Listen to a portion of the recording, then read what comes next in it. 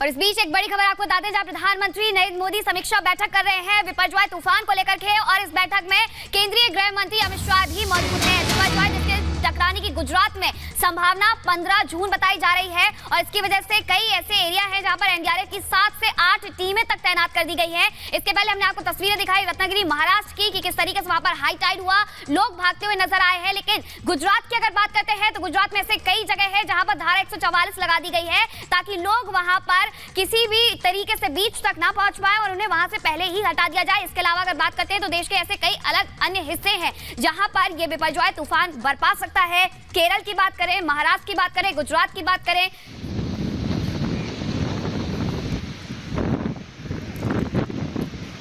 और हमारे साथ हमारे senior executive editor Abhishek Kapoor जुड़ गए। अभिषेक, जिस तरह की स्थिति बनी हुई है, प्रधानमंत्री खुद पर्सनली ये ध्यान रख रहे हैं कि कोई भी ऐसी घटना ना हो और इसका खास ख्याल रखा जाए, यही वजह की रिव्यू मीटिंग खास तौर पर बुलाई गई है। देखिए, प्रधानमंत्री देश के प्रधानमंत्री हैं। जब भी इस तरह की कोई आपदा सामने दिखती है, वो इस तरह की रिव्यू मीटिंग, समीक्षा बैठक करते हैं। साइक्लोन अम्फन हो या साइक्लोन फनी हो, उससे पहले जो दोनों बंगाल की खाड़ी में आए थे, ओडिशा और बंगाल को आहत करने की क्षमता थी। और गुजरात प्रधानमंत्री के साथ गृह मंत्रियों में दिख रहे हैं। उनके जो मुख्य सचिव हैं, प्रधान सचिव हैं प्रधानमंत्री पीके मिश्रा, वो भी गुजरात काडर के अधिकारी हैं। तो जैसे कहते हैं अंग्रेजी में, like the back of their hand, वो पूरी परिस्थिति को समझते हैं। गुजरात में क्योंकि दरियाई क्षेत्र का राज्य है, वहां पे हर दूसरे साल इस तरह के साइक्लोन आते हैं और उनका मुकाबला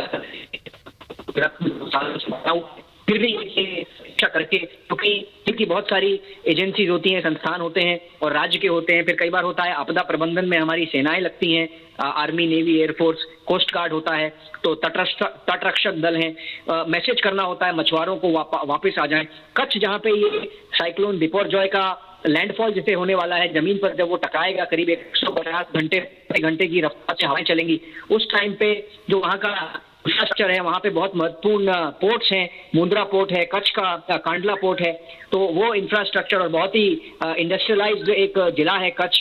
तो मांडवी और कराची के बीच में कहीं ये साइक्लोन बिपरजॉय टकराएगा जमीन से, और जब टकराएगा तो 150 किलोमीटर प्रति घंटा की रफ्तार से जो हवाएं चलेंगी, तो उससे जान हानि ना हो, लोगों को निकाल लिया जाए। ये सब की समीक्षा बैठक चल रही है।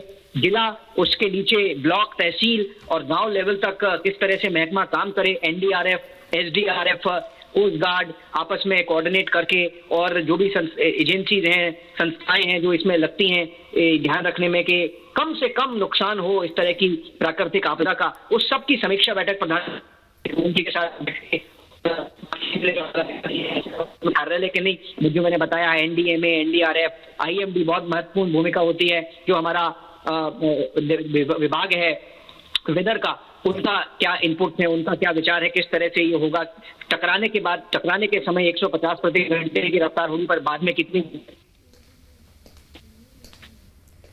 बिल्कुल टकराने के बाद कितना नुकसान होता है, इसको लेकर पहले से ही तैयारी रखी जा रही। बहुत शुक्रिया अभिषेक कपूर हमारे साथ जुड़े थे, हमारे सीनियर एग्जीक्यूटिव एडिटर, जो जानकारी दे रहे थे। लेकिन ये जो तूफान है, ये मॉनसून से ठीक पहले आ गया है और इससे भारी कहीं ना कहीं संकट खड़ा हो गया, क्योंकि 150 किलोमीटर प्रति घंटे की रफ्तार से हवाएं चलने वाली, और यही वजह कि पहले से अलर्ट जारी करके तैयारियां पहले से पुख्ता रखी जा रही हैं।